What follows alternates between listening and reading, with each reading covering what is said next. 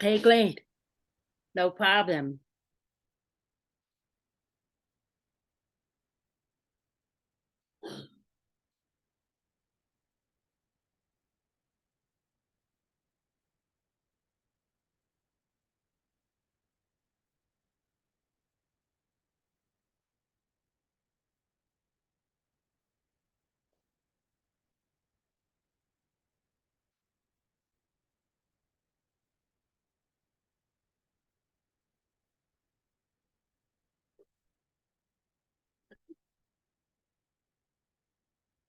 Okay, here we go.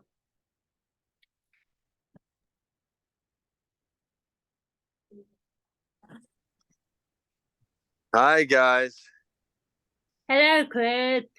How are How you? are you? I'm good, Kat. Thank you for having us. Sorry, I'm running late, guys.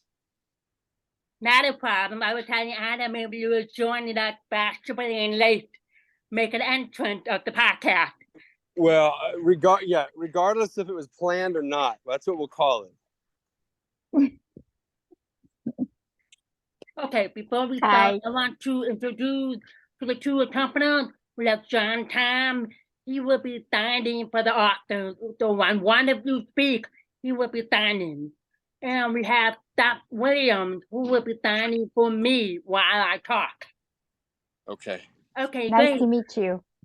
Okay, well, welcome to the Cast Chat podcast. I'm really happy to have you guys here. I was trying to pick a time. My original plan was to interview you guys and have a podcast with you guys after a while. I'm not thinking, maybe not. I'm gonna try to squeeze in time in my Hawaii invitation to have you guys on my podcast while I'm in Hawaii. So that was the purpose for the book. Yeah. Yeah, Kris, Okay, if you can so see, I'm she's show right you there. the view. I'm in Princeton, where my sister lives. I was staying in like a rented condo, and it's like right off Hanalei Beach and Hanalei Bay Resort. That's where I'm staying. So here's the view. So right here. And in the background, we have the mountains. It's amazing. That's exactly it. Now that's Kauai, I have right? to You're on leave Kauai? tomorrow night. So I'm like, it's gonna be very sweet leaving. Hawaii Island. That's great. Yeah. Okay. I've read both books, and they're pretty easy reading and my type of book. And I wanted to tell both of you they're amazing. I mean, the detail, the description, and how people come together based on a love story, family, and the Hawaiian culture. I want to say spot on, but I'm not Hawaiian myself or from Hawaii, but they're both beautiful books. Thank you. All right. So how the question, let's see, whose idea was this about the book, and how do you guys come to terms of becoming a co-author and writing the book together instead of just Anna or just Kris? So, can you hear it, Kris?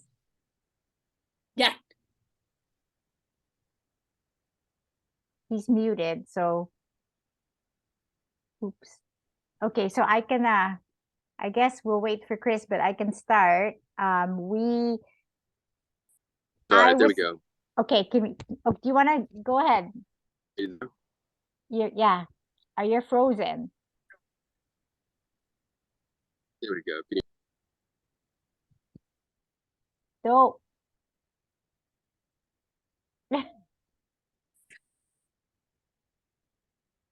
He's frozen.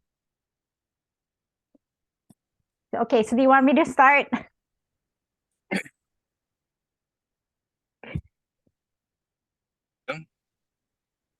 Can't hear you. Hear me? Can't get my sound. Okay, now we can. Can you hear me? Yeah. Okay, good. Okay. Well, to answer the question, it was Anna's idea. The books were Anna's idea.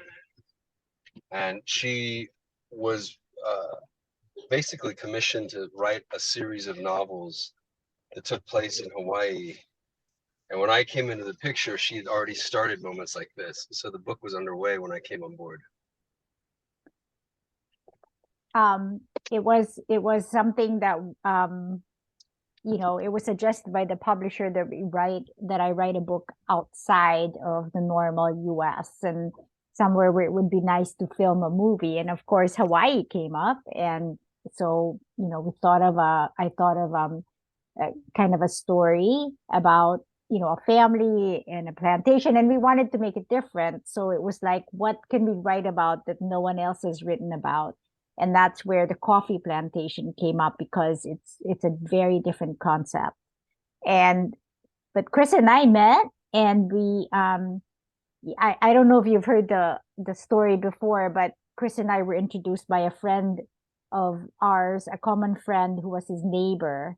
And I had called our friend Javier and said, I'm at the point where I've written a few books. I would really love to be able to get them made into movies or scripts, or I would like to take the next step in the process of writing, right? Which is my career, my semi-career as an author. And so he said, I have a friend, a neighbor, Kris Polaha, who also is a producer. So I'm gonna see if I can introduce the two of you.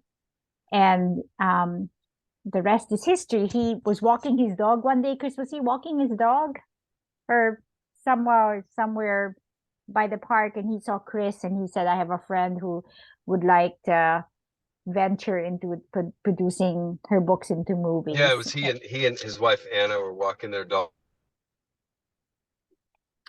And it was a chance meeting. Kris, you're breaking up.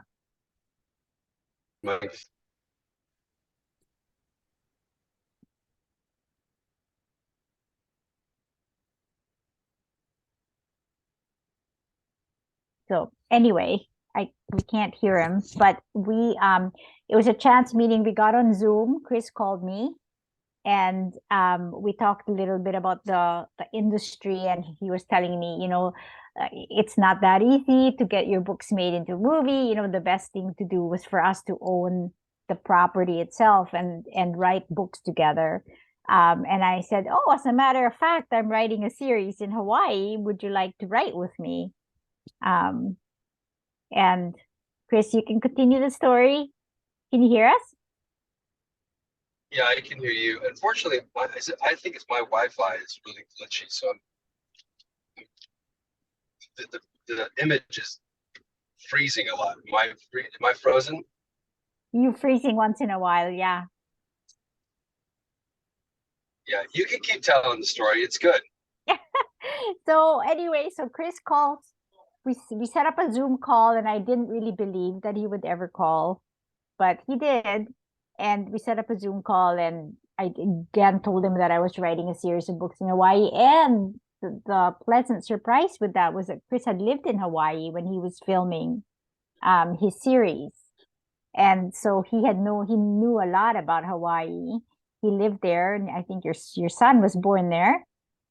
And so I said, oh, what a perfect match. And so in 5 days, we wrote a contract and made a deal that we would write 5 books together.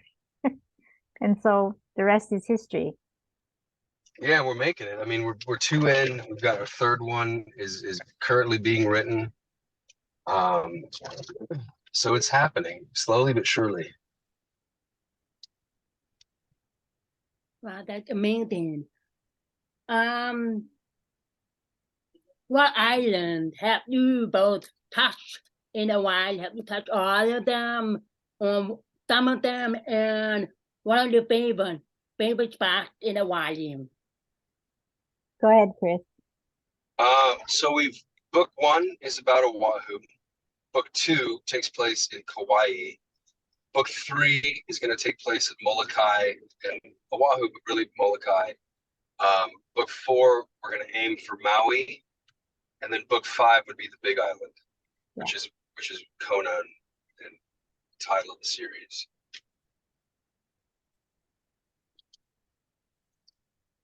That's amazing. I mean, I can't wait to read book 3, 4, and 5 because both books are really good. Do you guys have a favorite place? While you guys were working on the books, were you able to visit a while or read about a while how to do the research while you guys were co-writing the book together?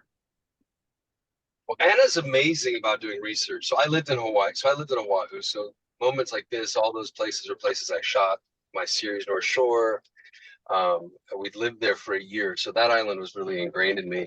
And then book 2, Anna's a big nerd for research. So she just did a deep dive on all these different places. And then I would kind of follow suit and study certain specific places. It's amazing what you can learn from Google Maps. Yeah. Yeah.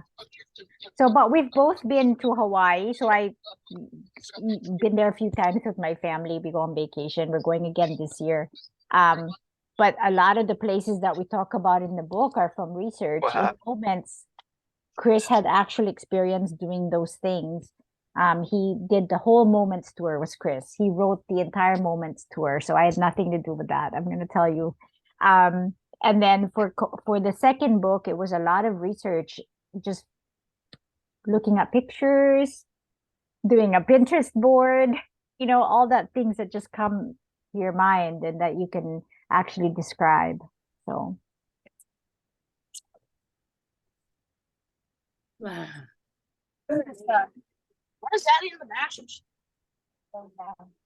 Okay, I have one question from Aiden Harmston. She wanted to know if you guys could share a little insight on who will be the main characters for book 3. I don't know if we should tell people that. Okay. That's good. That's good. It's better, probably better that way. So if the motivation and curiosity from each of the books, because each of the books seems like a love story. Each person. So like the first book was a love story for Andy, and she meets Warren. Okay, this book. I brought both books to Hawaii, and I'm like, I have to bring it because who knows? I might read it back on the plane again.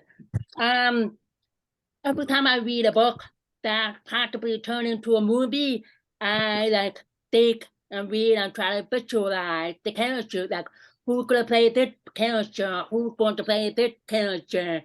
So for some reason I am that between, of course, Kris and Victor Webster as brothers for some reason. But for the girls, I had a hard time because I was trying to visualize the girl or some actress or maybe a Hawaiian girl that who knows, but it was very good, interesting. Yeah. And then you got casting right with me and Warren. That's one guy. And then as far as the girl for Andy, I think we're going to be looking at actresses outside of, I think, the Hallmark world. Maybe, I don't know, but there's somebody we have in mind. But we can't really, we got to get some money in place before we start talking about casting. For sure. So are you gonna be based off a movie series for each book? Is that what you kind of the plans are looking into for each book? Like so 5 movies based on the 5 books? I think the plan is 3 movies based on book 1, book 2, and then book 5. But who knows? I mean, we really, one at a time at this point. That's great. I mean, really good. I mean, I like the covers. The covers of both books that matching with the theme of the story, like moments like this, it talked about moments. And the second book where the sunrise, and I was in flip-flop with this book because I was going back and forth with the truth, she didn't even know who Adam was until later on, and she was like, oh, he's a rich guy, but he doesn't act like it. I was like, so of course it's like a Hallmark movie or a Hallmark story where everybody gets a happy ending. So, and my favorite part of the book, and where the sunrise, there's one, Miley met the family. I think it was, no, her family, and with Adam and my favorite character, Cora, the big cousin. Yeah. I'm not watching the part for the interaction with Miley, Cora, and Adam, and he seemed like a very protective for Miley. He was like, "You're gonna do something. You're gonna hurt her. I'm gonna, watch you." So for some reason, that character reminds me of Maui from the movie Moana. Yeah. Big, so bad, so tough. Yeah, Ko is. So how do you come up with the Ko is a character? big Like, fun character. how do you? Oh yeah. So how do you come up with the character, like the name and the based off on you guys, or just the one in the family? Well, we tried to put in a lot of Hawaiian culture. So Koa is, he's everything embodied in Hawaiian culture in terms of family and being protective and the values and the culture. And then Kris really had a specific person in mind that we modeled that after. Like when we're thinking about the movie, he's always thinking of like who would it be? And so we had a specific person in mind for Koa, which helped us develop that character. So Yeah, you can tell him who it was. So Kris said if we had that second movie, it would be Jason Momoa. So, he's loud, he's obnoxious, he's funny. So that's kind of who we modeled the character after. Yeah. I didn't even think of it in the first place. I was like, yeah, he would be a perfect person for Torah. Just like the Rock was for Maui in the movie Moana. So I'm thinking like try to protect for just the character from the movie and the book, and the character within the Hallmark universe or someone outside, like Lifetime or the Great American Channel. So I do that with the other books I read, like from that. Yeah, I do that. I mean, like I read the book from Dear Hallmark. She wrote a book. It's called Sainted When. So I read that book like 7 times, and every time I read it, I change my mind about the character. I'm like, okay, this is the guy that's gonna play him, and this is the girl that's gonna play this character. She was like, you're gonna. So hopefully, who knows, I might read the book on the way home and then figure out, okay, but for sure, I have the brother completely stuck. But who knows if that's gonna happen? Kris and Victor, and then Jason Momoa and Koa.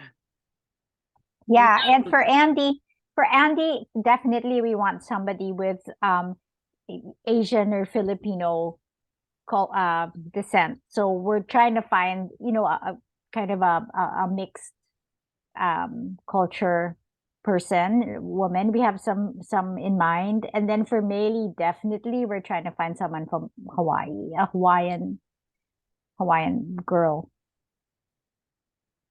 That sounds great. Right, Kris, I know you mentioned on a couple of your Instagram live that you practiced a lot about your drawing of the map of Kauai. Was that part of the research and part of the information for the book?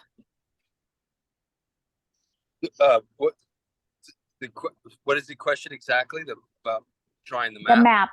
The map that you drew. Yeah, the map. Like how to do incorporate yourself in practicing and drawing the map and how to do. Yeah, I just kind of traced a little island cutout of Kauai, and then once I had the shape of the island, I just filled it in based on where Meili and Adam went, little spots that were significant to them. And then there was a challenge, this 10 and 7 challenge over the last 7 weeks, and I had about 5 drawings of the map that I was just kind of rough drafts of it until the final one that ended up in the book, and then I was able to paint those and give those away as part of the prize for the drawing, which is cool. Yeah, I mean, I thought I'm in the drawing, but who knows? But yeah, I thought about my sister. She lived in Kauai. She's been living here for 13 years. And she's also a patron and owner, and she drew the island of Kauai at the shape of a D tunnel.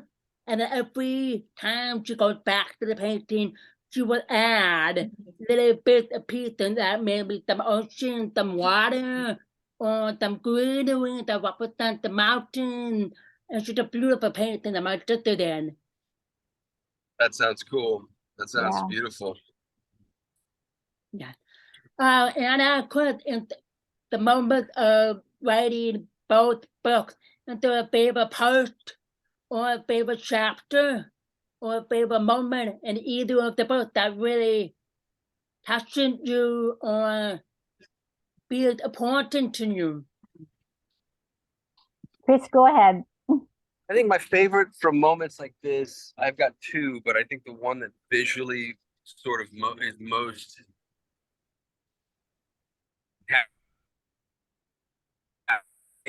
to me, You're breaking up. a cone of snow, where Oh. it's that he loves her.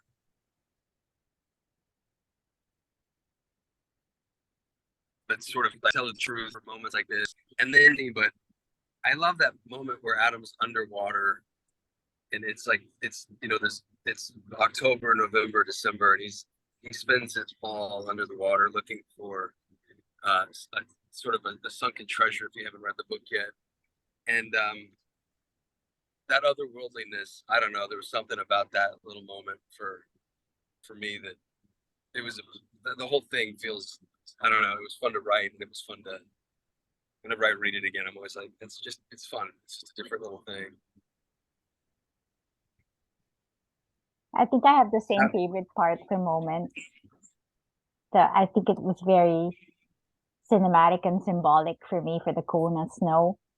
It was something that she's dancing around and enjoying the fruits of her hard labor, because she did work hard to build that plantation and kind of revive it. And then for where the sun rises, I have a lot of favorite parts actually. I love the part when they kissed in the waterfall. I don't know, I just think that is so totally romantic. And the part where he's looking for the necklace, I think to me that was so, it was really life-changing to just watch Adam really change, and it was his catharsis, and I think he was cleansed by the water and going to the water and looking for that. It was something he never focused on anything in his life, and I love that part because that was the first time that he really was so committed to something. So we talk about them like they're real people. I know we do. They are to us. They live in our heads, and when Kris and I talk, we're like talking about them, like, oh, and Adam, oh, and Andy. And it's crazy. Write a book, they visually become like, you start to mentally see these people as real people, and their experiences are real. And so you treat them like they're real because their memories are real to us and their experiences are real to us. Yeah. It's like we want to finish their story. It's like it's hanging, you know? Yeah. Yeah. Like the part where you said when she lost the necklace into the water for surfing, and she was afraid to go back into the water because of her accident. That like made the impact of the story and made the impact of how she's able to face her fears. So that was really good. So with all of the bad history or an incident that shook up their fears and the feelings that made them frozen. Oh, I'm not gonna go back and do this. I'm scared to do this again. So in any of these books, did any of you have like an experience like the characters, like a doping accident, or I don't know, something that almost drowned with the rip current, or losing something special, and then later on you found it, and then between the time, the beginning and to the end, you feel that you change yourself and you change your perspective, and or you change your views of how to put these things within the characters in the book. Go ahead, Kris. I mean, I did run rocks when I was in Hawaii, so that's an experience that I shared with Warren and Andy, which was a really cool experience. I went with this guy named Brian Kailana.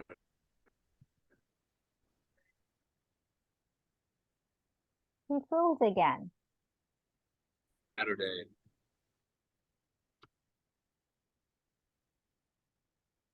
Big rock, you just drop it and you go 20 feet under the ocean. Circle to the ocean line, and if you look at the right, you see down like into the Pacific Ocean, and if you look left, you can see is the beach, and climbs up towards the beach. See fish and turtles.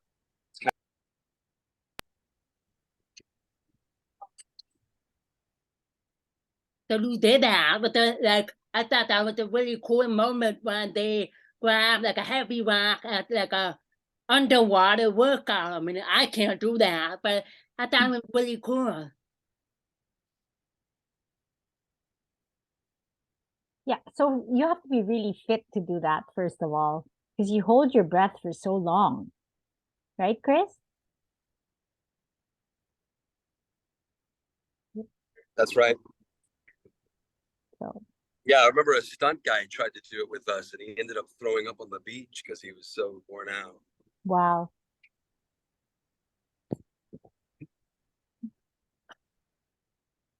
Wow.